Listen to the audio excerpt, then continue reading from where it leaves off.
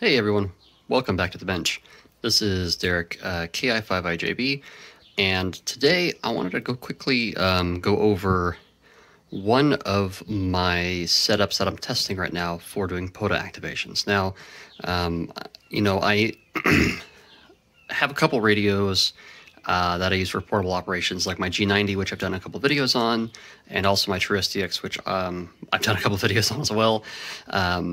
And they're different tools in your tool bag, right? So depending on your situation, one might be better than the other. Well, I'm testing a new one here. Well, new for me, an X6100, which is well known in the ham community. A lot of people love them. A lot of people have problems with them, but I'm giving it a shot because I'm going to be doing some traveling here next few months, including to the UK, which I'm very excited about, going there for the first time. And I want to do some POTA activations if I can while I'm there. So I have a couple requirements. I need something to be small-ish, good tuner, built-in battery, hopefully, and 5 to 10 watts output, something like that.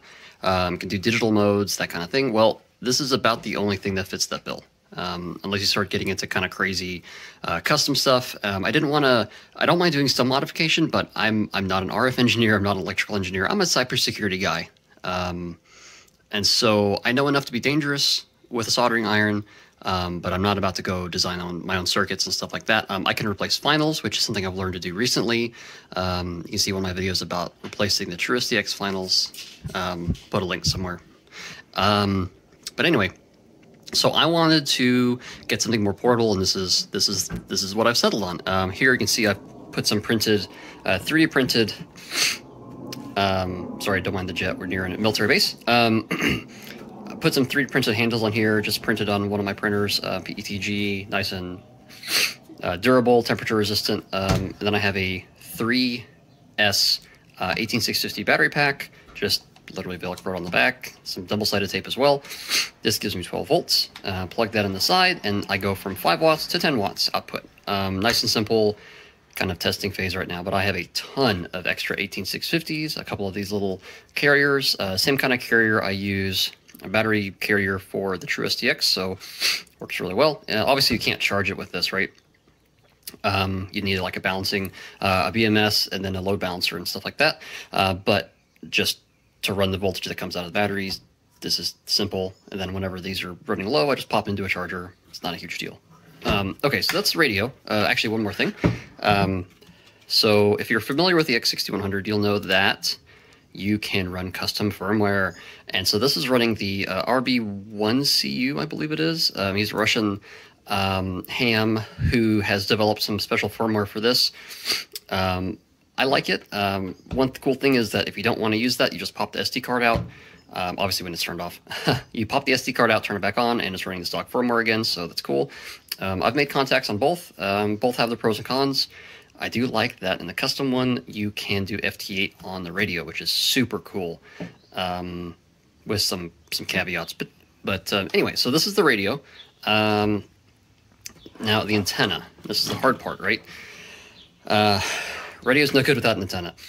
So what I've done is I've tested a couple different things. I have a couple different portable antennas I like to use. One of them is the Wolf River Coil. I think it's a Bullet Mini is what it's called now, but it's the short one. I'll put a picture in the video. It's rated like 100 watts, I think. Single sideband, like 20 watts usually data, something like that because of the duty cycle, I think it is. And that one's cool. The whip's a little bit long when you collapse it still. I got I think it's like a 66-inch whip or something like that with it. Whatever which one it came with, that's the one I have. But it does work well. I'm not a huge fan of putting radials down because I have 2 young kids. I have a 2-year-old and a 4-year-old. And so whenever I'm doing POTA activations, we're doing it as a family. I try to include the whole family in the whole process as much as I can. It's fun. It's a way to get out and kind of do something different, combine a couple different hobbies of hiking and kind of doing adventure stuff like that with playing radio, and so I want the kids involved. Thing is, radials, the kit comes with I think 3 massive radials, and they're fine. but they are long, and they do take a while to set up. A long time in kid time, not in adult time. But anyway, so I'm always on the look for a quick deployment antenna that's kind of minimal amount of fuss. So I have an NFET half wave that's actually here under the bench. It's right here. This is a printed enclosure that has just a 49-to-1 transformer inside and BNC connection, nice and simple. And this one has, I think, 60, I can't remember exactly what it is, but I have this one, lowest SDBR on 20 meters, my favorite band. And so this is nice, using this really thin, I think it's like 28 gauge, 26 gauge, silicone coated wire. Doesn't really tag in or snag in trees or anything. This is nice. Haven't had a ton of luck with this. Probably because I haven't really tried to use it in the field too much. But anyway, so what this is like, I think probably one of the simplest antennas you could make, right? It's a doublet. So it's a dipole. So for those of you that don't know, I'm sure most of you are familiar with them, but a doublet's just a dipole fed with balanced line instead of coax. And so essentially, my understanding is you have a lot less losses in the feed line with high SWRs. And so it's not super picky on the length of either the actual radiators or the feed line. You can tune it, I think, by just adding or subtracting feed line to it, the actual ladder line, but it's literally, this is speaker wire. Because I'm doing QRP. It's not a huge deal. None of this is going to touch the ground. I have it basically set right now to where the whole thing is about 44 feet, 40-ish feet. I'm not really sure. About 40 feet long. Split about 2/3 to where the radiators are about 2/3 of the length of that.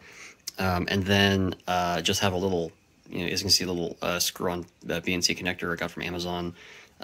One end popped in each side, and that screws into, or connects to, the radio. And then I have a mast here that I got last year, and I don't even know how long this one is or how tall it is. I'm not sure. It's tall enough is my answer. You can see I put some little mounts here for guy wires. I don't usually use those because it takes too long to set up. If you see a trend here, what I'm going for with the setup time. So I've actually timed myself setting this up. I just set it up once so far. I'm about to set it up again for this video. Took me 5 minutes on the dot, just about, to completely set this up, from being in a bag to being tuned and listening to a frequency. And I did make a couple contacts. And so I'm going to go set this up in my front yard and be kind of a weirdo on a weekday and set this up and see if we can't make a contact or two.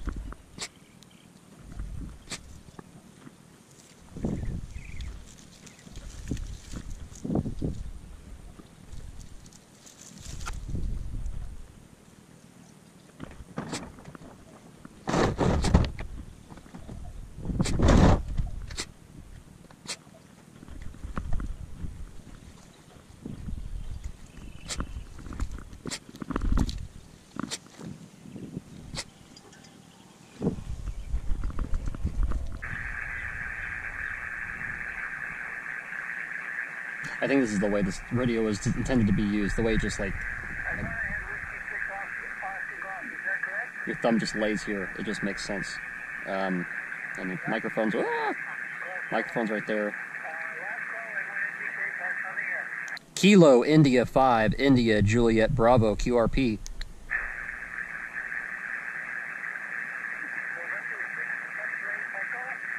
Ah, darn, okay.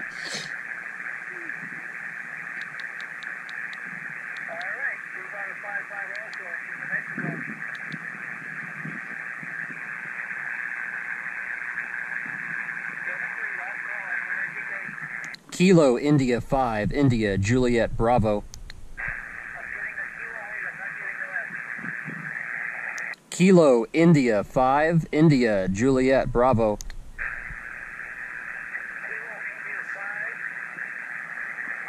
Kilo India 5 India Juliet Bravo.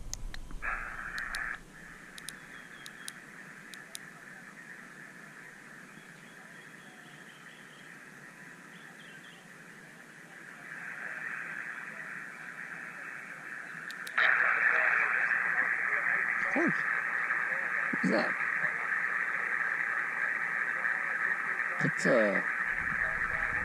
It's kind of bitey. I don't know. What do you guys think? I don't know what that is. I'm gonna put you over here. If you're gonna be bitey, go, here, use the SD card. There you go, man. There you go. Yeah, uh-oh. Ooh. I appreciate the friendliness, but I'm not totally convinced right now. Okay. Okay, so, we almost got November 1, November Victor Kilo in New Mexico. And so my QTH is in kind of south-central Texas. You can see that the ALC and the voice and power out stuff, it was putting power out, which is good. Obviously, you heard me, partially. I might need to bump up possibly the gain on the internal mic. I know it's not very good, but I really want to try to use the internal mic if I can, because that would be super cool. Also, I just realized my antenna fell. Which is not great. So let's try, we'll fix the antenna. And then we'll try probably one more station, and probably about out of time for today. Put it up again. There we go. Do I need to maybe pull back a bit from the... Oh, it should be okay. Okay, let's pull up the POTA app again, the website, and see if we can't track someone down. And now, granted, one of the great things about doublets is they are multi-band, so I don't have to stick with 20. 20 is the most popular band for activation, so that's kind of just what I'm used to doing, but it's not a requirement. We can go to any band we want.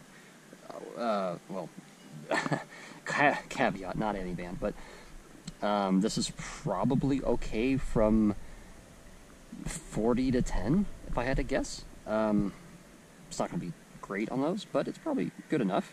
Maybe you can get 80 out of it. I'm not sure. I really generally stick to like 40, 20, and 10.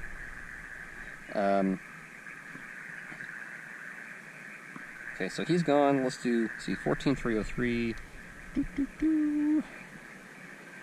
Anything there? Ah, a little bit there.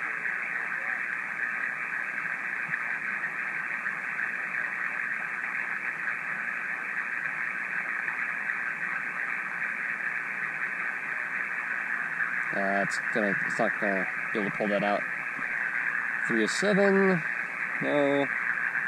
310.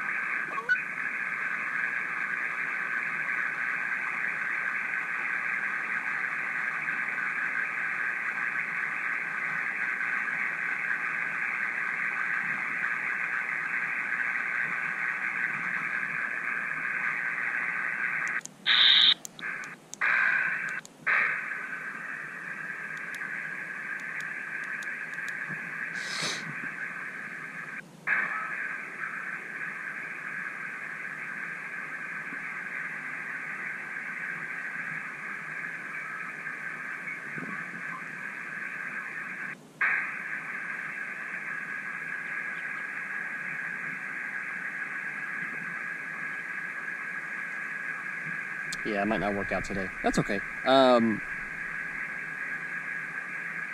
Yeah, so as you can see, you know, this antenna setup is obviously, I would say suboptimal, but it does work. It's definitely better than no antenna. Now the question is it better than a Wolf River Coil's base-loaded vertical, right, with the adjustable coil at the bottom? That's what I'm trying to find out. So if anybody has any opinions one way or another, what's better? I would think this has lower loss, at least in the feed line, than doing something like a Wolf River Coil, but you can adjust okay, now this is going to be something, this is my own ignorance. I don't know whether it's a capacitance or, I guess it's capacitance that you adjust with the real Wolf River Coil. Like I said, I'm a ham for fun. I'm not an electrical engineer or anything. But I would think if you can make the adjustment and get a good match, you know, under 1.5, around 1.5 to 1, you wouldn't have many losses in coax anyway. And that is also multi-band. So these are the two antennas I'm kind of going back and forth on. Also NFED half waves. I just haven't had good luck with NFEDs for some reason. I have activated 2 parks, I think, with NFEDs. But most of mine have been with a ham stick on our miniband over there. But anyway, so yeah, let me know what if you guys like doublets or verticals more for doing POTA activations, and maybe we'll get some side-by-side testing set up, because that'd be pretty fun. Alright, well, I think that's it for now. I am going to call this a successful test, partially successful, and go ahead and wrap it up.